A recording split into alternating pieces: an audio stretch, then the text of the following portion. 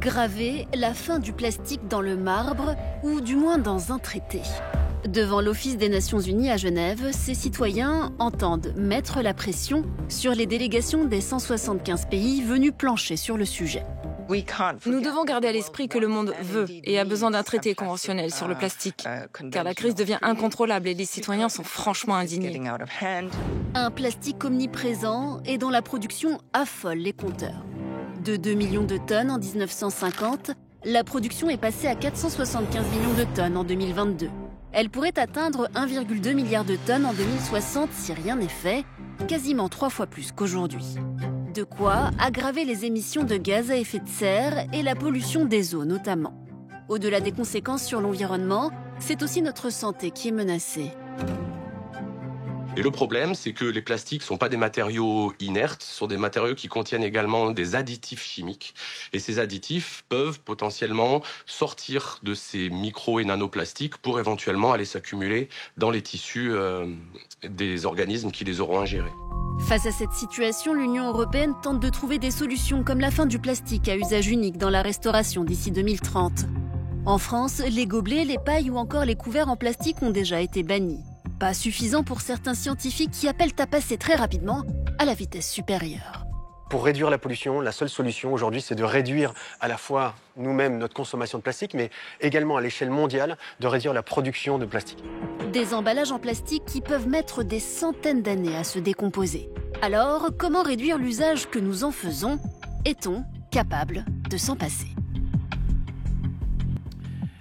Voilà, et pour en débattre, nous recevons ce soir Joseph Taillefer. Bonsoir. Bonsoir. Vous êtes secrétaire général de Plastalliance, qui est le syndicat européen de l'industrie plastique. Votre dernier livre, Plastic Bashing, l'Intox, est paru aux éditions du Cherche Midi. Et selon vous, dans un contexte du hausse de prix de l'énergie, la solution, eh bien, c'est le plastique, ça ne coûte pas cher, dites-vous, à produire. En plus, tous les emballages plastiques aujourd'hui peuvent potentiellement être recyclés.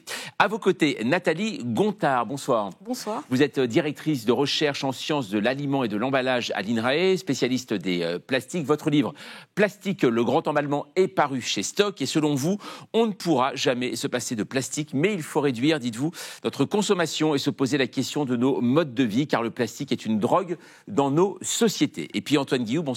Bonsoir. Vous êtes adjoint à la maire de Paris et vice-président d'Amorce. Alors Amorce, c'est une association qui travaille avec les collectivités, notamment sur la question des déchets. Et selon vous, l'idéal serait de pouvoir réutiliser les plastiques plutôt que de les jeter. Il faudrait aussi davantage taxer les industriels qui vendent des plastiques non recyclables. Et pour entamer ce débat, c'est avec vous, Hélène, et le chiffre du jour. 73, comme les 73 kilos que chaque Français consomme, 73 kilos de plastique que chaque Français consomme par an. Ça fait 5 millions de tonnes de plastique consommées tous les ans en France. C'est bien simple, nous sommes l'un des pays européens les plus grands consommateurs. Alors, dans quoi est-ce qu'on retrouve le plastique? Dans quels objets, Joseph Taillefer? On imagine même des objets peut-être où c'est insoupçonnable, ici sur ce plateau par exemple. Écoutez, dès l'entrée dans les plateaux de votre chaîne, nous avons eu la maquilleuse, les éléments pour maquiller étaient souvent en plastique. Là, j'ai le micro qui est en plastique ici.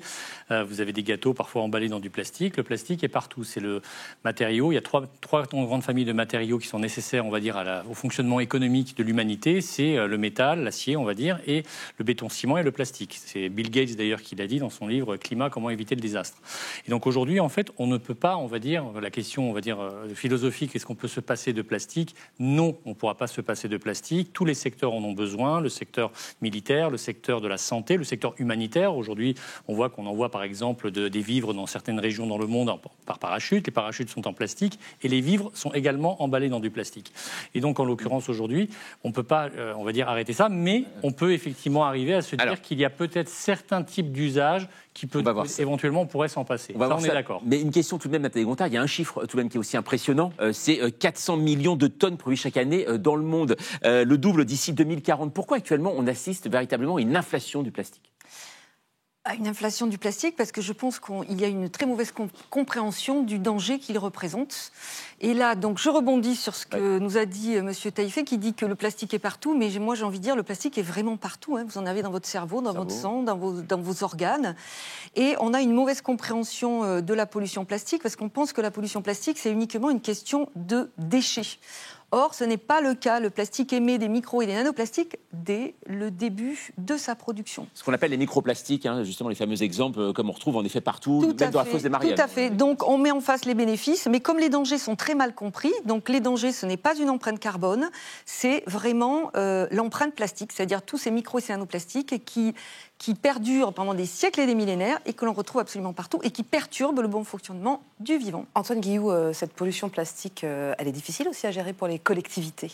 Oui, bien sûr, parce que les collectivités, en réalité, sont en bout de chaîne. Les collectivités ont la responsabilité de collecter les déchets et de les traiter ensuite. Mais évidemment, elles font face à ce que sont les conséquences des choix, notamment industriels en premier lieu, qui ont été faits avant, de mettre sur le marché, effectivement, c'est tous ces produits en plastique qui sont partout dans nos vies et qu'ensuite, les collectivités, effectivement, doivent gérer. Les citoyens doivent les gérer, eux, quand ils doivent faire leur choix de consommation, mais ils n'ont pas vraiment le choix, en réalité. Et ensuite, les collectivités doivent, effectivement, gérer tous les déchets qui en résultent.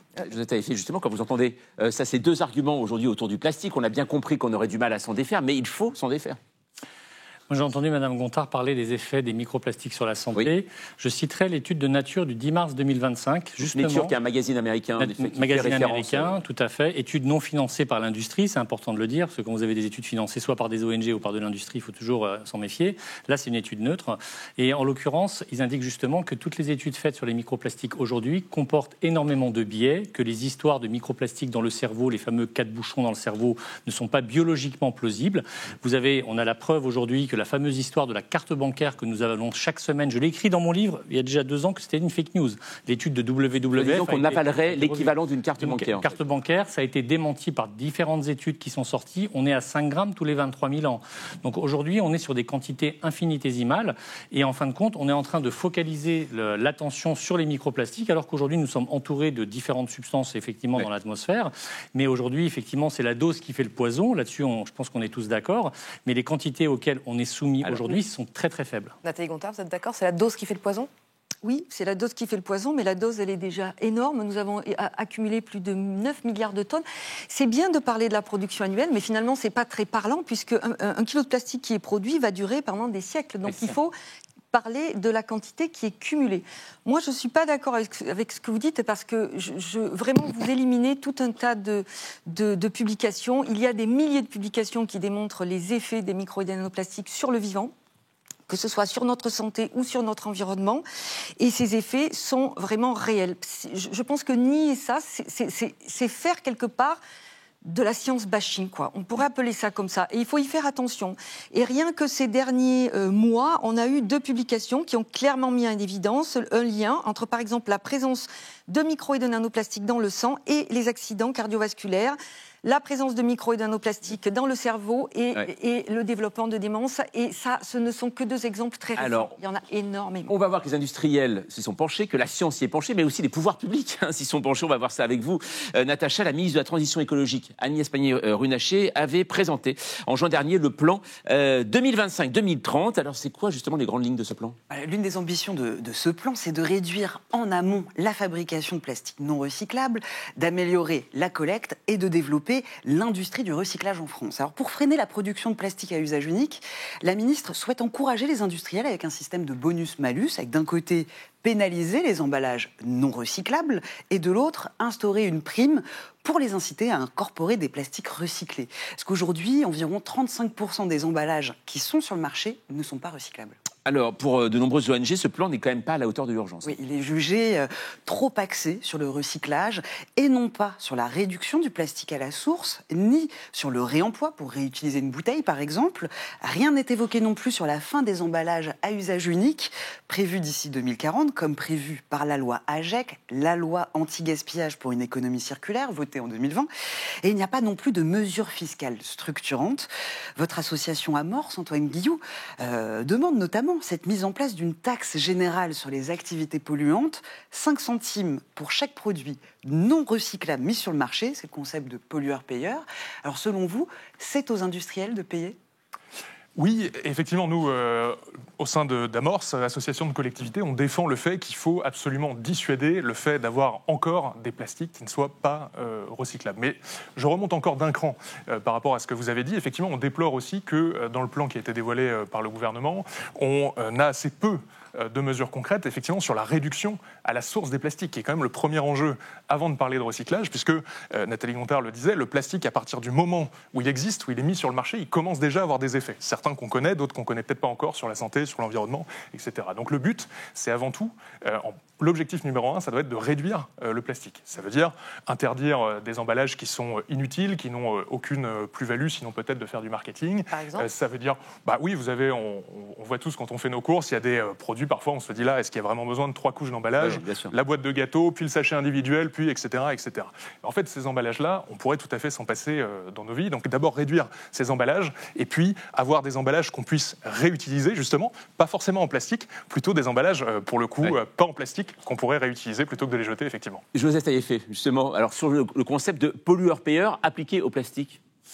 Je constate effectivement que monsieur qui travaille à la mairie de Paris propose de nouvelles taxes. Je ne suis pas forcément opposé à créer de nouvelles taxes, effectivement, sur les activités polluantes. Et notamment, je reprends ce que Mario Draghi a indiqué dans son rapport sur la compétitivité européenne, partie B, page 102, remis à la Commission européenne fin de l'année dernière. Déjà, première chose, il a indiqué que l'industrie plastique était une industrie stratégique pour l'Union européenne. Qu'aujourd'hui, l'industrie plastique est celle qui émet le moins de CO2 et de gaz à effet de serre que l'ensemble de toutes les autres industries, le bois, le carton, la céramique, le métal, l'aluminium. Et que le problème aujourd'hui du plastique, c'est quoi ? C'est qu'effectivement, le coût du recyclage est plus élevé que le coût de l'incinération et de la mise en décharge enfouissement. Et donc, nous, ce qu'on demande, c'est effectivement de taxer, mais de taxer encore plus, ils sont déjà taxés aujourd'hui, il y a déjà une TGAP qui existe, mais d'élargir l'assiette sur tout ce qui concerne la mise en décharge, l'enfouissement, voire même d'ailleurs de l'interdire. En Allemagne, nous sommes sur une chaîne franco-allemande, la mise en décharge des emballages plastiques en Allemagne n'existe plus.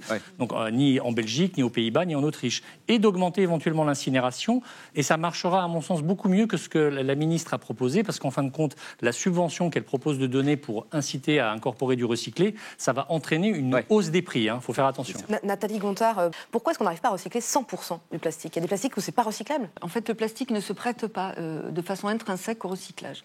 Il n'y a qu'une portion très faible qui est de moins de 0,5% du plastique qui est réellement recyclé. Donc ce sont les bouteilles en PET, par exemple de l'eau qui est retransformée en bouteilles en PET. On a 30% de pertes, ça s'est fait que 2 ou 3 fois, mais bon, on a quand même une réduction de l'usage du plastique. Tout le reste de ce qu'on appelle du recyclage est en réalité du décyclage. C'est-à-dire qu'on ne régénère pas l'objet à l'identique, on va chercher de nouveaux débouchés. Alors je continue sur le même exemple, la bouteille en PET, au lieu de refaire une bouteille en PET, eh bien, elle va devenir par exemple une veste de costume ou un pull-over. Excusez-moi, pardon, PET, quand vous dites PET, c'est quoi ? Polyéthylène terephthalate. C'est vraiment les bouteilles en eau assez classiques qu'on peut trouver sur le marché. Minérales, des choses comme ça. Voilà. Et en quoi c'est un problème finalement si c'est Alors recyclé ? évidemment, on se dit c'est bien, on donne finalement une utilité. Alors c'est un problème parce que ces plastiques qui sont décyclés continuent de polluer. Ils continuent d'émettre des micros et des nanoplastiques. On cherche de nouveaux débouchés, donc on fait disparaître des filières entières, comme la filière de la laine, qui est en train vraiment de se casser la figure actuellement. Et ensuite, on crée de nouvelles filières qui sont dépendantes aux déchets plastiques. C'est-à-dire que même si un jour on décide qu'il y aura des fontaines à eau absolument partout et qu'on pourra utiliser des gourdes et qu'on n'aura plus besoin de bouteilles en PET, eh bien, il en faudra quand même parce qu'il va falloir nourrir. Donc, quelque part, ces technologies, elles servent actuellement surtout à rassurer le consommateur pour qu'il continue. Mais c'est-à-dire qu'on ne sait pas faire aujourd'hui, vraiment, recycler? Alors justement, l'Allemagne est un exemple. 50% de recyclage des emballages plastiques. La Slovaquie, 60%. En France, on est effectivement à 23-25%. Il y a différentes causes, ça prendrait beaucoup de temps pour vous expliquer pourquoi. Par contre, ce que dit Madame Gontard, on pourrait le dire à ce moment-là concernant le carton, parce que le carton alimentaire ne redevient pas du carton alimentaire, il devient du papier toilette. Vous avez des canettes d'aluminium aujourd'hui qui deviennent des carters de voiture. Et effectivement, vous avez des pots de yaourt en plastique qui peuvent devenir des cintres. Moi, ça ne me dérange pas que ça devienne un cintre. Un cintre n'est pas un produit à usage unique, c'est un produit qui dure plus longtemps qu'un pot de yaourt. Et pour rappel également, et je terminerai là-dessus, l'Europe et la réglementation européenne, parce que tout est juridique aujourd'hui, reconnaît ce qu'on appelle le recyclage en boucle ouverte, chose que Mme Gontard appelle décyclage. Ouais, Antoine Guillou, on va juste, excusez-moi, faire tourner un petit peu. Antoine Guillou, justement, on se dit aussi tout ça quand on voit le débat derrière, et on voit quand même l'immensité de la tâche. On sait que ça va impacter aussi tout un secteur industriel. derrière. Est-ce qu'aujourd'hui, on a réfléchi à ça? C'est-à-dire qu'aujourd'hui, des emplois qui sont derrière pour recycler ou travailler le plastique. Est-ce qu'aujourd'hui, vous-même, dans une association, vous y pensez? Oui, bien sûr. Et d'ailleurs, je voulais préciser à M. Taillefer que je ne travaille pas à la Ville de Paris. Je suis élu. Et avec tous mes collègues élus de toutes les villes, toutes les collectivités qui sont représentées au sein d'Amorce, c'est-à-dire tous les bords politiques, on défend effectivement ces positions que j'énonce ce soir. Parce qu'on est soucieux, effectivement, des intérêts de nos concitoyens que nous représentons. Alors évidemment, derrière ces enjeux de transformation, mettre en place l'économie circulaire, il y a évidemment des enjeux économiques, des enjeux d'emploi derrière. Et vous posiez la question tout à l'heure, finalement, qui doit payer? Au fond, aujourd'hui, ce sont les contribuables qui payent. Ils payent avec leurs impôts et ils payent aussi avec leur santé et l'impact sur l'environnement. Donc de toute façon, effectivement, aujourd'hui, il y a déjà un coût de cette pollution plastique. La question, c'est est-ce qu'on peut essayer de le réduire en incitant effectivement l'industrie à faire des efforts pour améliorer un certain nombre de produits, en apprenant nous-mêmes à se passer d'un certain nombre de produits. Ça va avoir un coût potentiellement de transformation pour l'industrie qu'il faut prendre en compte et qu'il faut accompagner évidemment. Mais à la fin, je crois qu'on va tous y gagner. Alors, il y a peut-être une solution après tout. On le fait bien pour le verre. On est en train de revenir à l'idée de la consigne. Et ça passe plutôt bien, en tout cas, auprès de ce grand président d'une grande brasserie. Regardez. C'est un geste qu'il va falloir apprendre ou réapprendre. Il y a à la fois un enjeu écologique et puis bien souvent économique parce que ça coûte moins cher pour le consommateur. Et donc, pour moi, il faut qu'on y aille. D'ailleurs, la réglementation va dans ce sens avec des obligations croissantes. Donc, tout nous pousse, c'est une question de temps, mais tout nous pousse à redéployer au niveau national le système de la consigne. Nathalie Gontard, pourquoi pas, après tout, une consigne pour le plastique, ça serait une solution ou pas ? Consigne pour plastique, il faut faire calme la différence. Je reviens, on retombe du coup sur peut-être ce qui a été dit tout à l'heure par M. Taillefer. Le plastique émet des micro- et nanoplastiques, il faut quand même vraiment s'en rappeler. C'est-à-dire que par définition, c'est un matériau qui vieillit, qui est interactif, ça n'a rien à voir avec le verre. Donc la consigne pour le verre et le réusage du verre, puisque le verre est réutilisable à l'infini. Ça, oui, bien sûr, il ne faut pas tout mélanger. Ce qui n'est pas le cas du plastique ? Ah non. Le plastique interagit, le plastique vieillit et le plastique pollue tout au long de son... Lorsque, par exemple, vous ouvrez une bouteille en plastique, le simple fait de tourner le bouchon va émettre des micro- et des nanoplastiques. Donc, et puis, il faut quand même avoir bien conscience que c'est le seul matériau qui se comporte comme ça. Ouais. C'est vrai qu'on décycle aussi du papier et du carton, je suis d'accord, mais...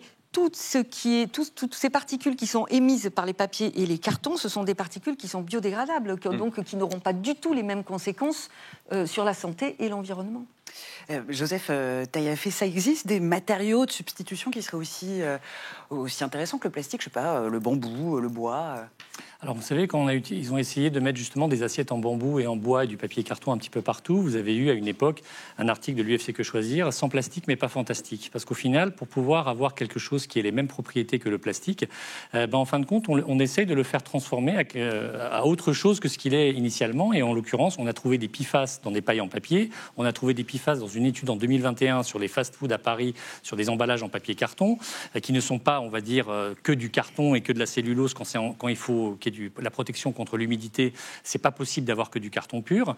Et donc aujourd'hui, en fin de compte, moi ce que je pense, et c'est un peu le cours de la science, c'est-à-dire que ce qui remplace, on va dire, un polymère plastique, ce sera un autre type de polymère plastique. Les bouteilles en plastique à une époque étaient faites en PVC dans les années 60 et 70, et en l'occurrence aujourd'hui, maintenant, elles sont en polyéthylène, terephthalate, comme Madame Gontard effectivement l'a dit. Là où on le voit quand même une chose aussi, Anthony, il y a une chose très simple, et je pense que ça parlera à beaucoup de gens, c'est sur les sacs en plastique. Ce qu'on a du mal à comprendre, c'est qu'en 2016, ça a été interdit. Et qu'en fait, quand on va chez le commerçant, on en a toujours des sacs en plastique. Comment ça se fait que là, aujourd'hui, les pouvoirs publics ne disent pas, normalement, ça devrait s'arrêter? Pourquoi il y en a encore? Oui, c'est vrai que c'est aberrant. La réalité, c'est que la police de l'environnement, si on l'appelle comme ça, en France, est extrêmement peu développée. On a absolument besoin de mettre plus de moyens sur le contrôle de ça. Et effectivement, le gouvernement souvent prend des mesures, typiquement celle-là, c'est une très bonne mesure d'interdiction des sacs plastiques, mais après ne va pas forcément mettre en face les moyens de contrôle qui vont avec. Et on sait, si le plastique s'est infiltré dans nos vies à cette dimension-là, c'est évidemment parce qu'il a des qualités qui le rendent pratique au quotidien. Et donc évidemment, si on ne contrôle pas, ça va pas s'arrêter tout seul. Rapidement, Nathalie Gontard. Aussi parce que l'interdiction de tous ces plastiques à usage unique, que ce soit les sacs plastiques ou autres, cette interdiction a été contournée en tout simplement augmentant l'épaisseur de tous ces objets, et ces objets sont devenus miraculeusement réutilisables, donc plus à usage unique. Donc les plastiques que vous trouvez dans le commerce aujourd'hui sont des plastiques très épais, il y a écrit en très gros plastique réutilisable. Allez, grâce à nos archives, on va remonter en mai 2020, en pleine épidémie de Covid-19. Le plastique redevient notre allié afin de limiter la propagation du virus, notamment en ce qui concerne les protections individuelles. Alors finalement, ce plastique, ami ou ennemi ? Avant la crise, le plastique, c'était l'ennemi numéro 1, à bannir du commerce. Aujourd'hui, il revient en force, dans la santé, l'alimentation et même sur les plages. Alors, ce retour balaie-t-il nos engagements pour la suppression du plastique à usage unique ? Dans ce garage parisien, on en installe aussi dans les taxis. Des protections en plastique souple et recyclable qui se fixent en quelques minutes pour séparer le chauffeur des passagers. Homologué par le ministère des Transports, le plastique, une solution pratique. Voilà, ça c'était pendant le confinement, on s'en souvient tous de cette épidémie de Covid. Mais aujourd'hui, à Genève, en ce moment, il y a 180 pays qui discutent de savoir s'il y a une possibilité de s'entendre pour un traité pour réduire au maximum le plastique. Comment vous voyez cette initiative, vous-même, en tant qu'industriel du plastique ? Alors moi, je suis pour un traité. Mon livre se termine par une partie qui s'appelle « Problème mondial, solution mondiale ». On est dans quelque chose dans lequel une pollution qui existe, qui est quand même extrêmement localisée. 36% de la pollution dans les océans, c'est les Philippines. La France, c'est 0,02. L'Allemagne, 0,01. Et donc, à un moment donné, si vous nettoyez 1% de votre maison, vous n'allez pas la trouver plus propre. Donc, il faut les traiter là où ça se passe. Et donc, on est d'accord pour qu'il y ait un traité. Maintenant, la question, c'est où est-ce qu'on met le curseur ? Et surtout, c'est qui va signer ce traité ? Quand vous avez les États-Unis, la Russie, le Brésil, l'Inde et la Chine... On le voit à l'écran actuellement, en effet, les plus gros producteurs. Voilà. Les plus gros producteurs, et là où la croissance va se faire, vous savez, les fameux chiffres, dans 20 ans, on aura 2 à 3 fois plus de plastique. C'est pas en France, c'est pas en Europe, ça va se passer. C'est là-bas, parce que ces pays-là, ils ont un besoin de croissance. Et on peut pas non plus leur dire, on vous empêchera d'avoir la croissance que les pays occidentaux ont eue. C'est un peu du néocolonialisme aussi, d'une certaine manière.